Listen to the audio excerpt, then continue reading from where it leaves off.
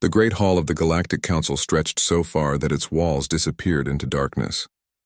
Floating platforms held representatives from 47 different species, all gathered for an emergency meeting. The air buzzed with worried voices speaking in dozens of languages. Ambassador Zethkar of the Veltari Empire stood at the center podium. His blue skin glowed with anger as he pointed at the massive display screen behind him. The screen showed images of human space stations deep in the outer rim of the galaxy. "Look at what they have done," Zethkar said, his voice echoing through the hall. "The humans have built signal arrays pointing into dark space. They are trying to contact the Skari." A wave of fear swept through the chamber. Several smaller species immediately began preparing to leave. The crystalline beings of the hegemony made sharp ringing sounds that translated as panic. Even the mighty HFY warriors shifted uncomfortably in their seats. Elder Mortek of the Ancient Collective spoke first. His voice was old and tired, carrying the weight of thousands of years. "Young races do not understand. The Skari are not meant to be found. They are the silence between stars. They are the hunger that eats light itself." The representative from the hive mind leaned forward. When she spoke, it was with the voice of a billion connected minds. "Our genetic memory holds records from before your species learned to use fire. We remember worlds that touch the Skari. Those worlds are gone now, not destroyed, gone, as if they never existed." Ambassador Chen Wei sat quietly in the human section. She was a small woman with gray hair and calm eyes. While other species spoke of ancient fears and terrible warnings, she simply listened and took notes on her tablet. The HFY war leader Thrakgor stood up. His massive form towered over the other delegates. Battle scars covered his thick hide and his tusks gleamed in the chamber's light. "The HFY fear nothing in this galaxy. We have fought the metal plague of the Void Hunters. We have stood against the reality storms of the Chaos Nebula, but we do not speak the Skari name without good reason." He looked directly at Chen Wei. "Your species is young and foolish. You think because you learned to split atoms and bend space that you understand the universe. You do not. There are things in the dark between galaxies that should stay sleeping." Chen Wei finally stood up. The chamber fell silent as all eyes turned to her. She was so small compared to most of the other species that a floating platform had to lift her up so everyone could see. The human government thanks the Council for sharing these warnings," she said in a calm voice. "We have listened to every story and recorded every piece of advice you have given us." Elder Mortek leaned forward. "Then you will stop this madness?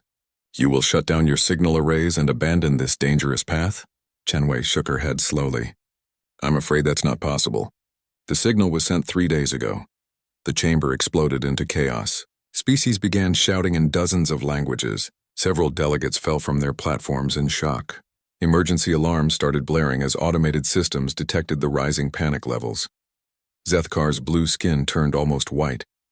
"You have already contacted them?" "Without permission from the Council?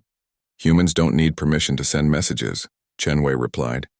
"It's one of our basic rights." The hive mind representative's voice became a screech. "Rights? What good are rights when your entire species is unmade? What good are rights when the Skari turn your sun into a black hole?" Chen Wei pulled up her own tablet and read from it.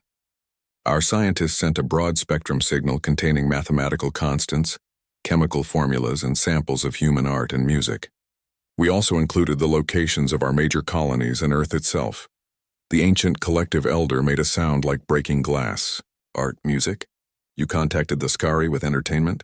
"We thought they might be lonely," Chen Wei said. "Our psychologists suggested that any species ancient enough to become myths might appreciate some company." Thrakgor slammed his fist on his platform, cracking the metal. "Your psychologists are fools. The Skari do not want company. They want silence. They want emptiness. They want to return the universe to the void it came from." The Council's emergency protocols activated. Red lights flashed throughout the chamber as evacuation plans appeared on every screen. Species representatives began making urgent calls to their home worlds. The crystalline beings were the first to leave, their forms dissolving into light and transmitting back to their ships. The hive mind representative stood up and spoke with obvious fear. "The collective must protect itself. We are recalling all ships to defensive positions around our core worlds." One by one, the other species announced their retreat plans. Some were pulling back to fortified systems. Others were preparing to flee to different galaxies entirely. The mighty Krexai were gathering their war fleets, but even they were positioning them defensively rather than preparing to fight. Chen Wei watched all of this with growing confusion. I don't understand why everyone is so frightened. We're talking about first contact with a new species. This should be exciting. Elder Mortek looked at her with something like pity in his ancient eyes. Child, you speak of things you do not understand. The Sakari are not a species as you know it. They are something far older and stranger than your young minds can grasp. But they're still alive, aren't they? Chen Wei asked. That means they can be talked to. Maybe they're just misunderstood. The elder shook his head sadly. In 3 cycles of galactic civilization, no species has ever successfully communicated with this Sakari and survived to tell about it. They exist outside normal space and time. They see reality differently than we do. Sethkar activated the main display screen again. It now showed long-range sensor readings from the galaxy's edge. Deep in the dark space between star systems, something was moving. The sensors could barely detect it, but there were massive energy signatures stirring in places that had been empty for millions of years. They are already responding to your signal, Sethkar said quietly. The Skari are coming. Chen Wei looked at the readings with interest rather than fear. How long until they arrive? Unknown. They do not travel through space as we understand it. They could arrive tomorrow or in 1,000 years. Time moves differently for them. The chamber was nearly empty now.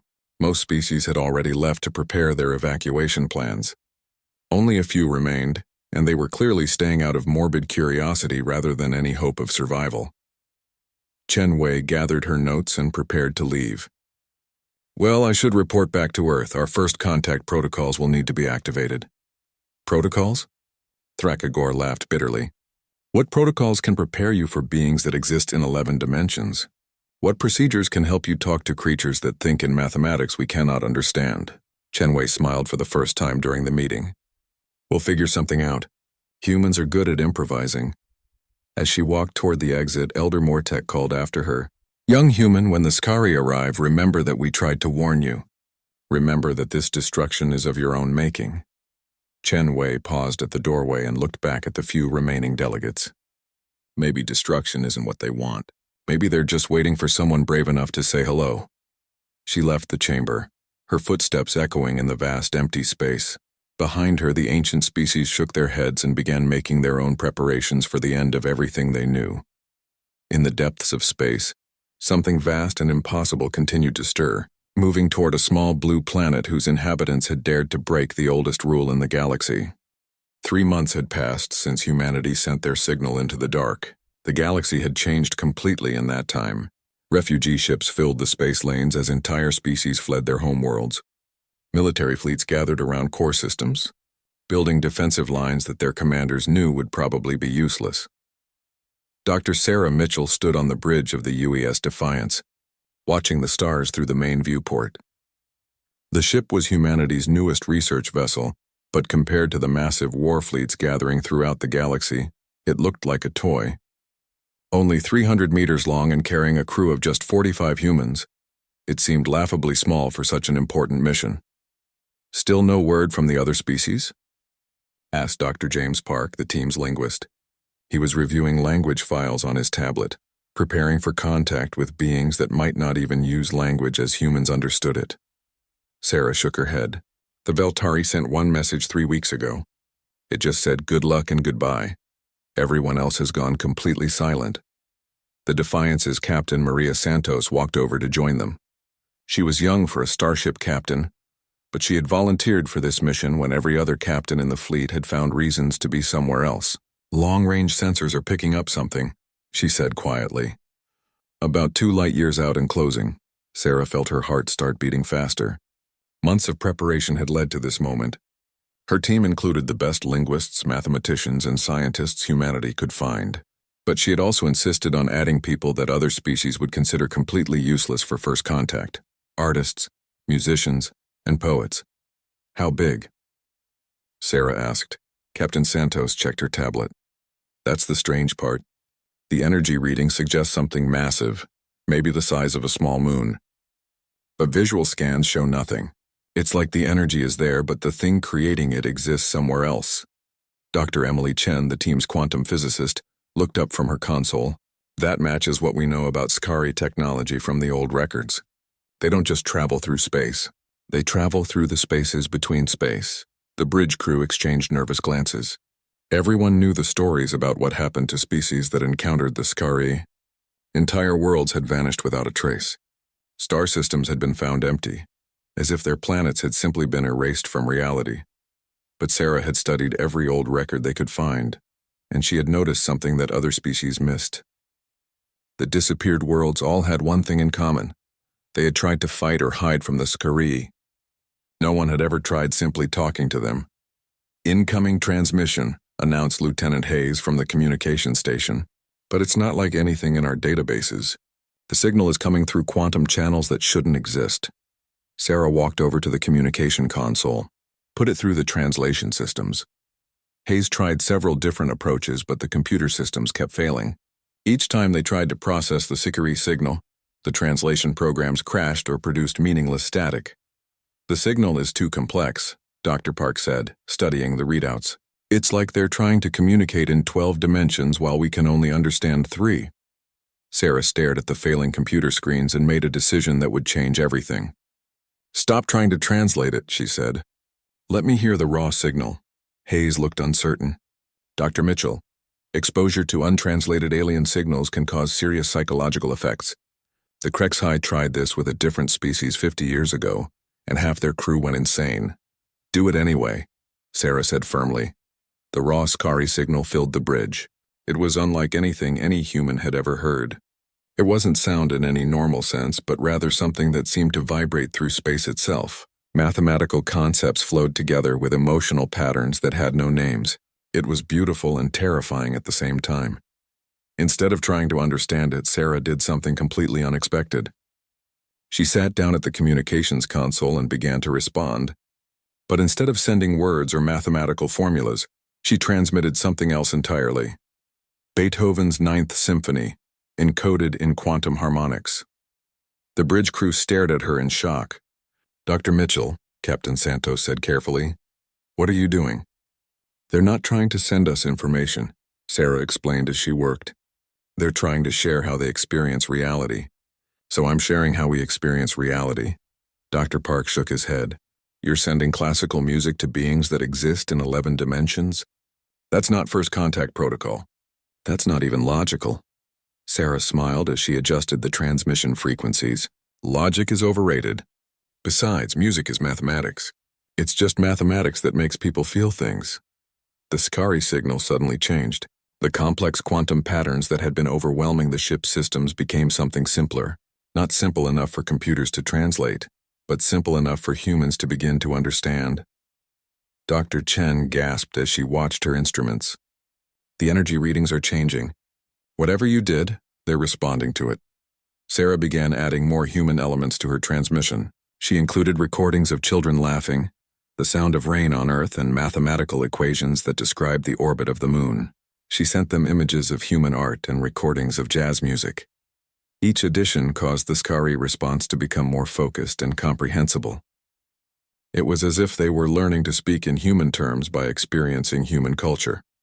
The breakthrough came when Sarah transmitted a recording of her own daughter singing a lullaby.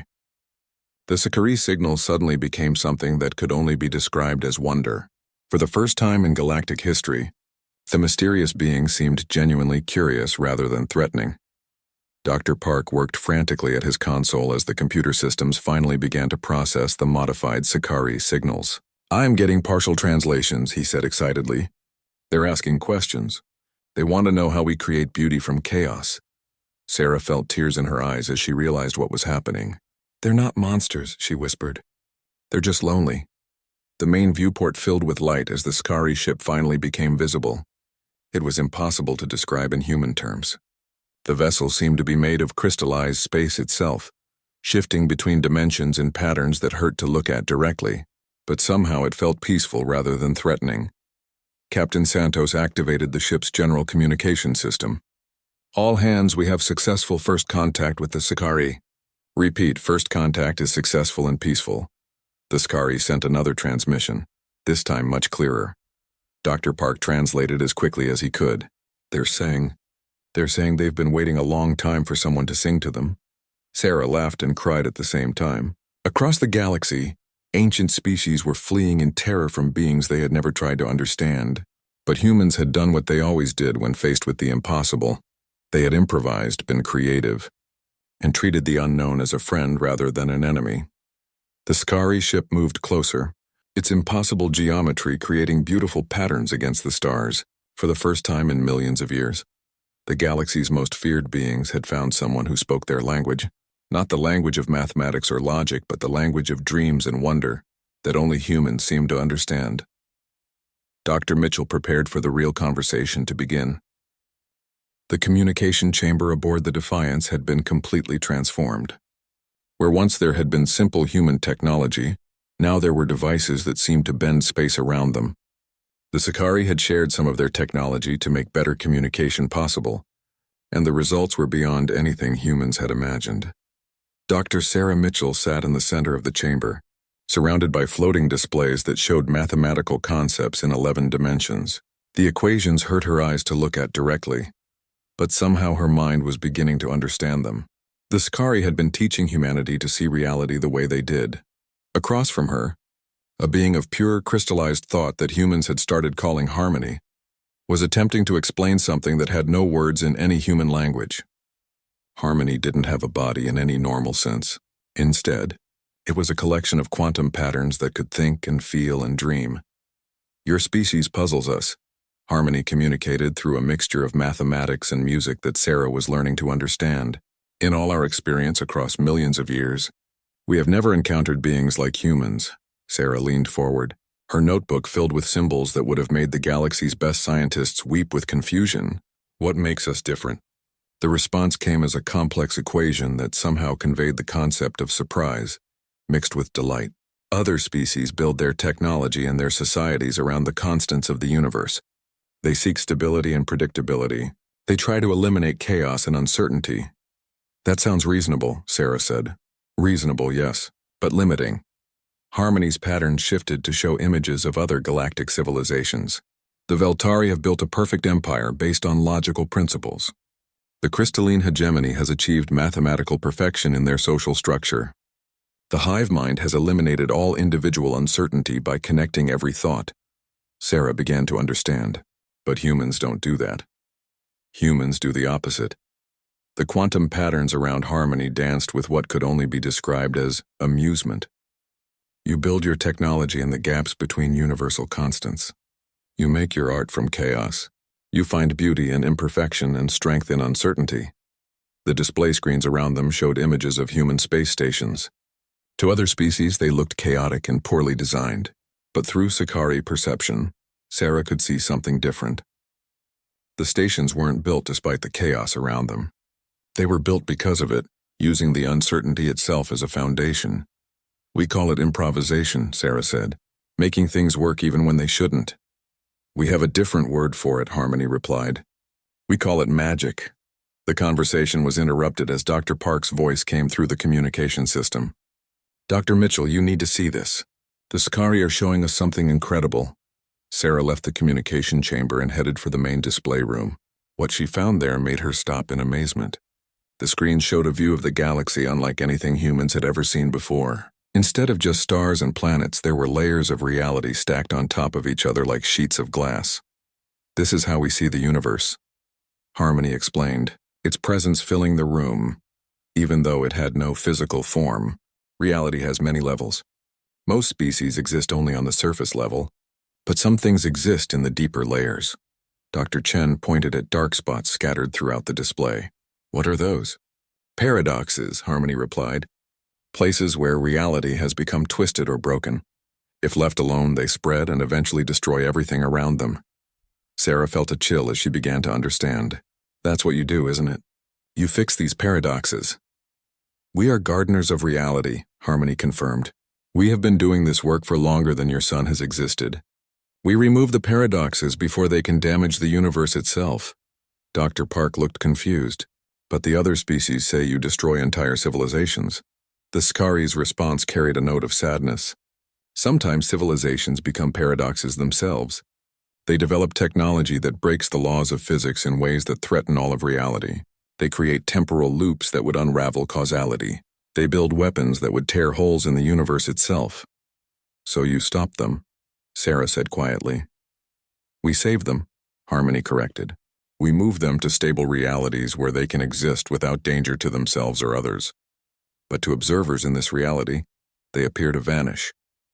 The display changed to show images of the species that had disappeared after contact with the Scari. But now Sarah could see they weren't gone. They were thriving in pocket dimensions, living in realities that were perfectly suited to their nature.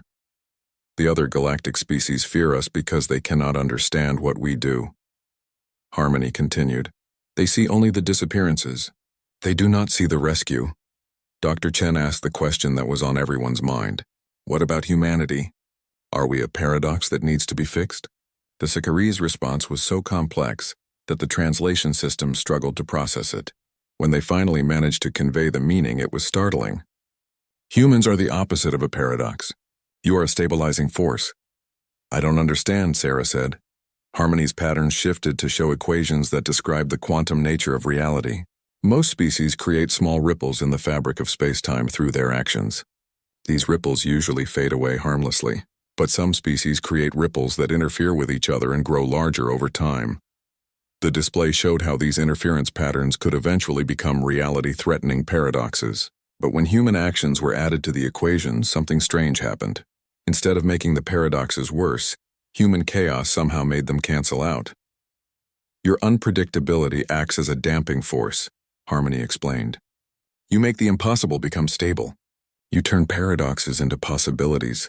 Sarah stared at the equations in wonder. You're saying that our chaos actually helps hold the universe together? More than that. We have been observing your species since your first atomic experiments. Every time you do something that should be impossible, you make reality a little bit stronger. Dr. Park laughed in amazement. So when we do crazy things that shouldn't work, we're actually helping the universe?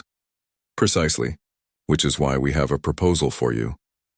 The display changed to show images of Scari working throughout the galaxy, tending to the deep structures of reality like gardeners caring for a vast cosmic garden.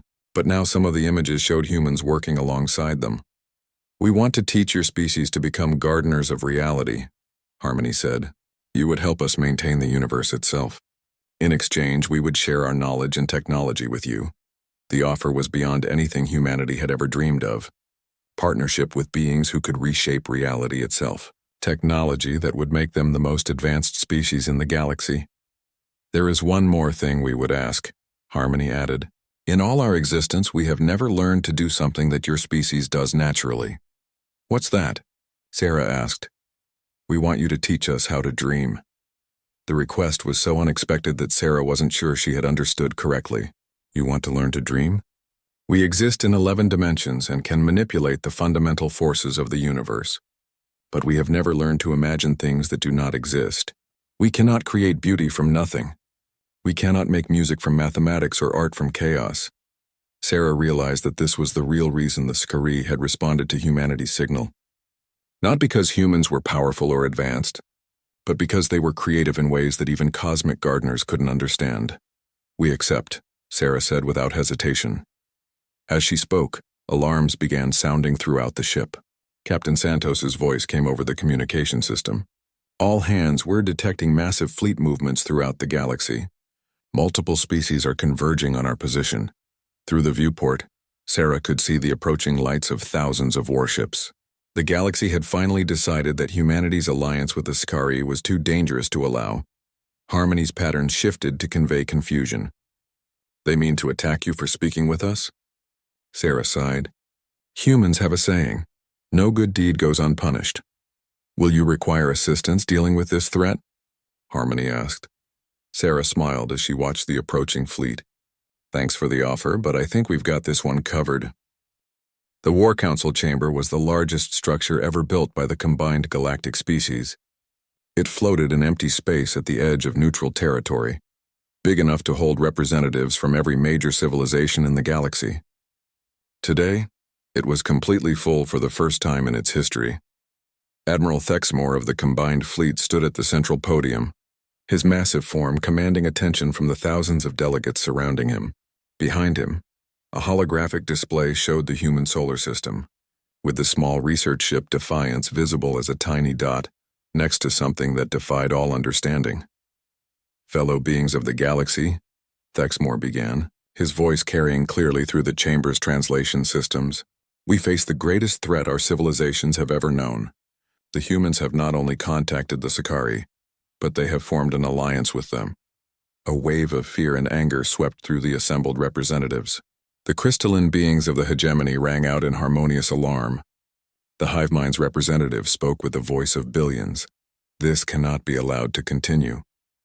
Elder Mortek of the Ancient Collective stood slowly, his ancient form trembling with age and worry. "We tried to warn them. We shared the wisdom of countless generations, but they would not listen." "Humans never listen," said war leader Grakthar of the Krexhai. "It is their nature to ignore wisdom and charge ahead into danger.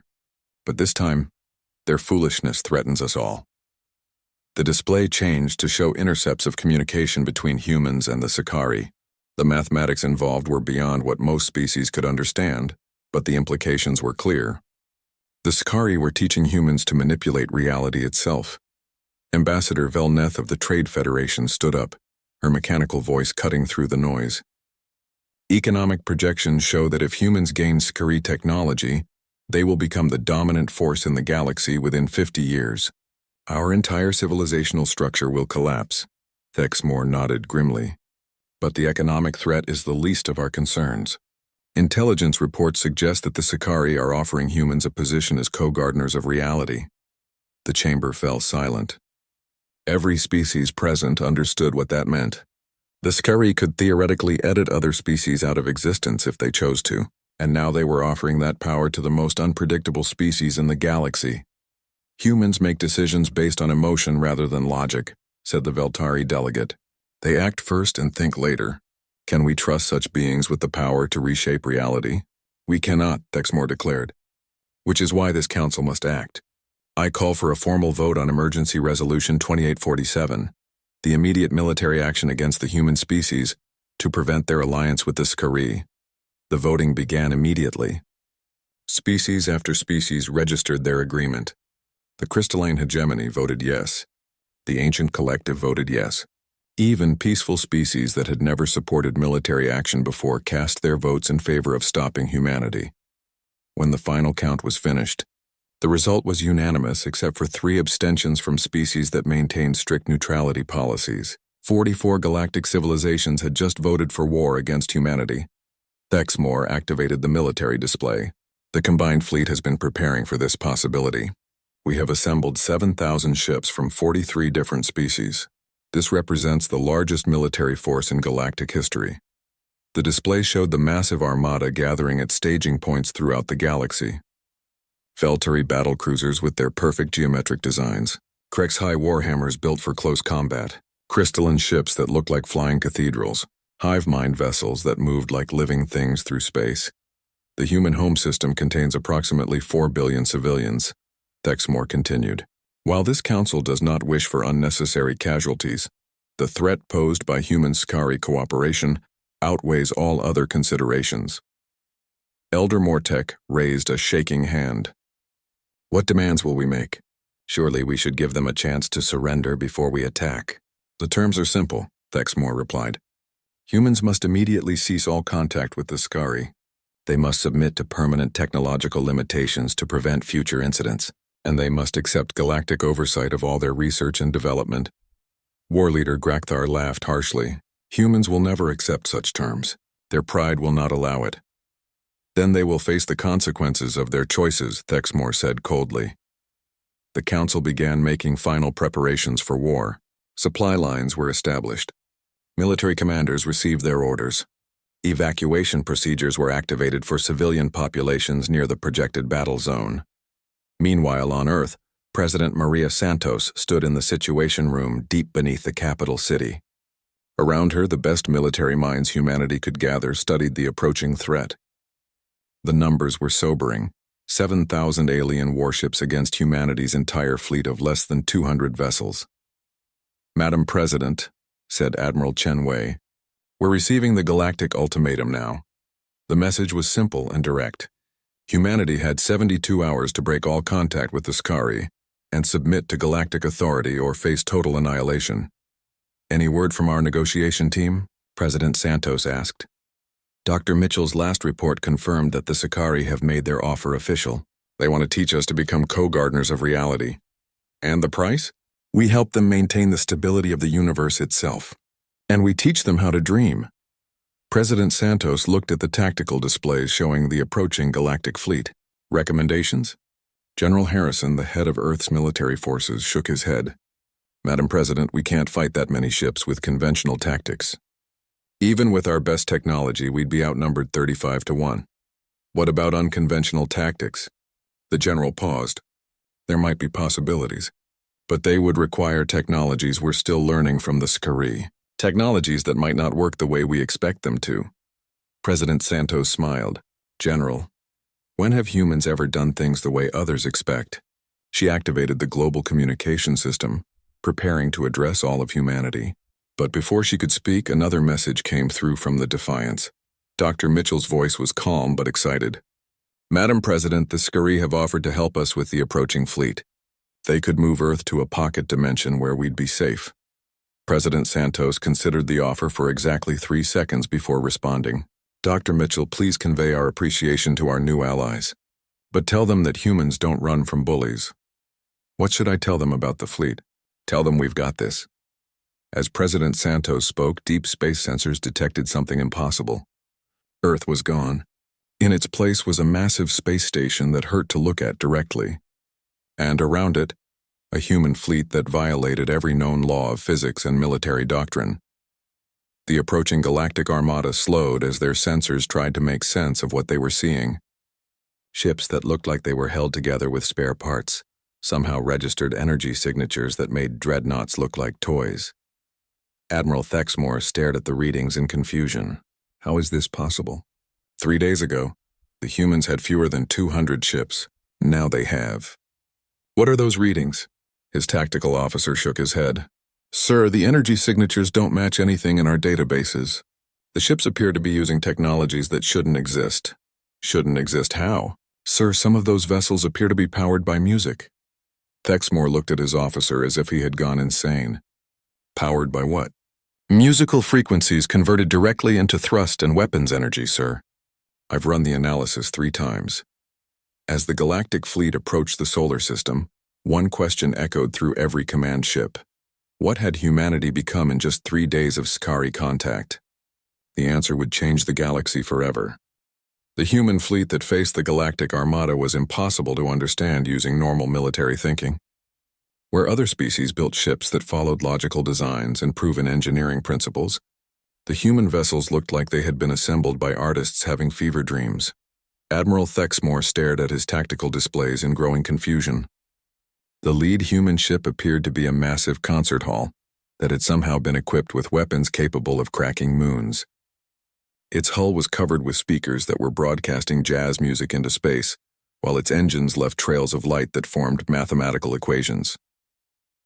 Status report, Thexmore ordered, trying to make sense of what his sensors were telling him. Sir, the human fleet consists of approximately 200 vessels, but their energy signatures are reading as if there are 20,000 ships present, his tactical officer reported.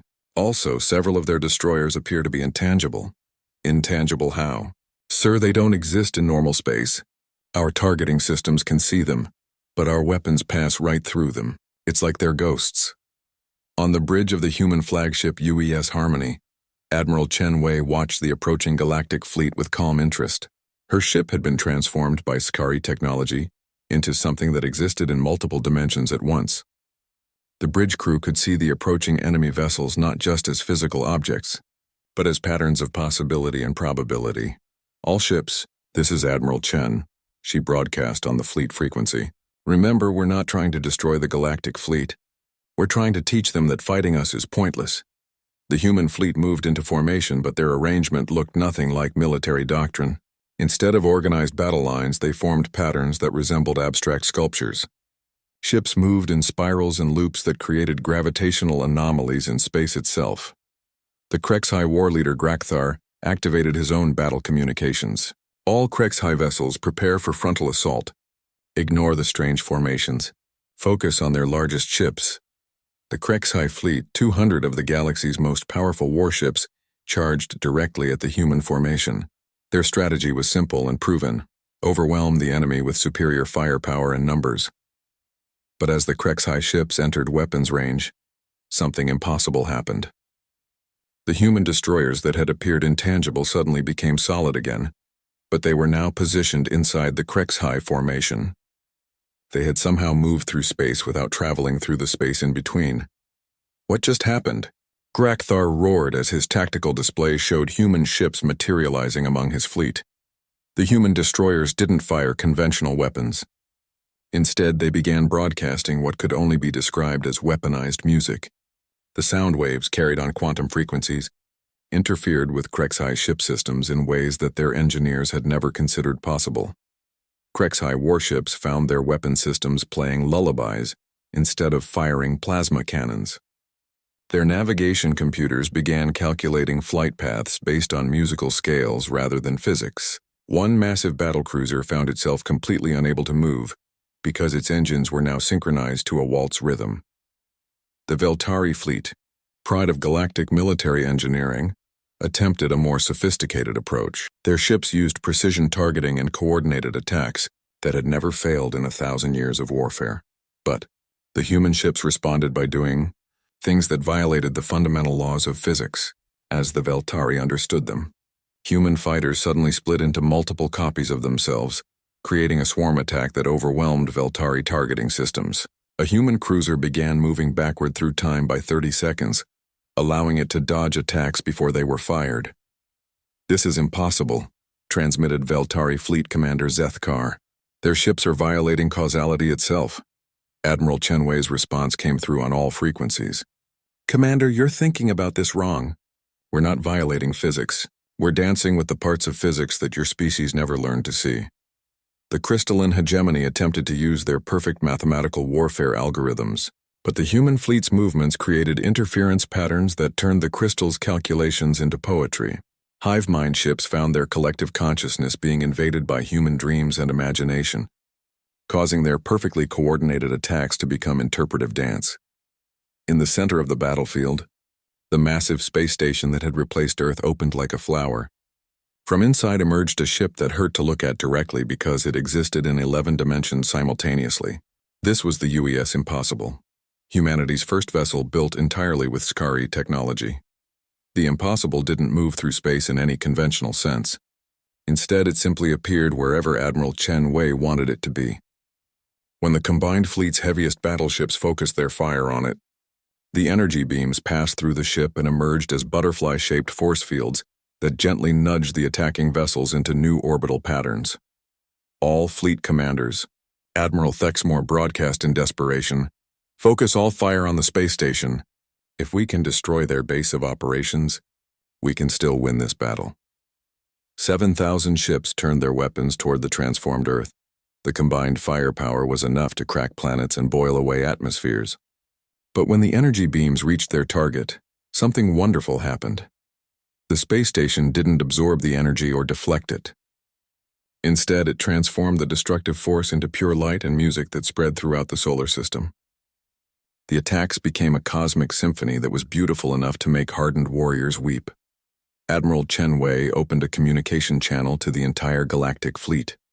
"Fellow beings of the galaxy, you came here to stop us from becoming something dangerous. But look around you. Does this look like destruction to you?" The battlefield had become something unprecedented in galactic history. Human ships moved through space like dancers, their trails of light creating three-dimensional art. The music broadcasting from their vessels had turned the entire solar system into a concert hall where physics itself provided the rhythm. "You were afraid that humans would use Scari power to destroy your civilizations," Admiral Chen continued. "But we're not destroyers. We're builders. We're dreamers. We make impossible things beautiful and dangerous things safe." War leader Grakthar found his voice first. "What have you become?" "We've become what we always were," Admiral Chen replied. "We're humans. We take the impossible and make it inevitable. We take chaos and turn it into art. We take the space between what is and what could be, and we build bridges there. The human fleet began to withdraw, not in defeat, but in demonstration. They had proven their point without destroying a single enemy vessel. The galaxy's most powerful military force had been neutralized by music, mathematics, and imagination. Elder Mortek's ancient voice came through the communication channels filled with wonder rather than fear. In all my years, I have never seen warfare turned into art. That's because you've never fought alongside humans, Admiral Chen said. We don't just win battles. We change what battles mean.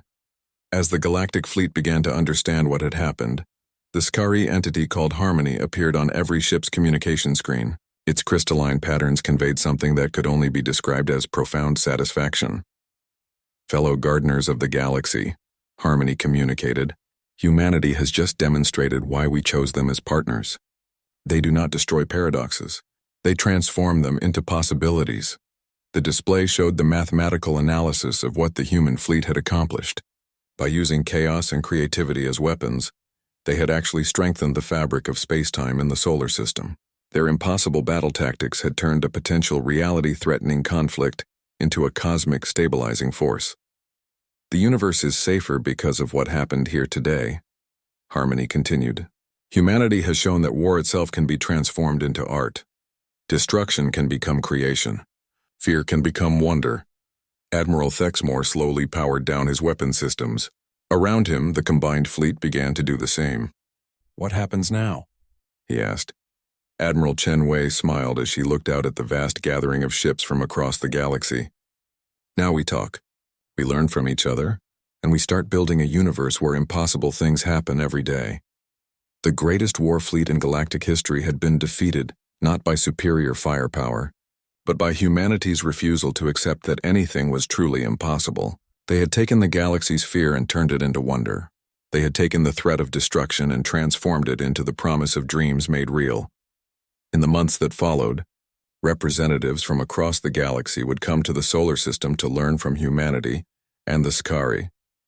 They would discover that the universe was far stranger and more wonderful than they had ever imagined. And they would learn that sometimes the best way to solve a problem was not to fight it, but to dance with it until it became something beautiful. Humanity had become the galaxy's co-gardeners of reality, and they were approaching the job with their characteristic blend of scientific curiosity and creative chaos. The universe would never be the same.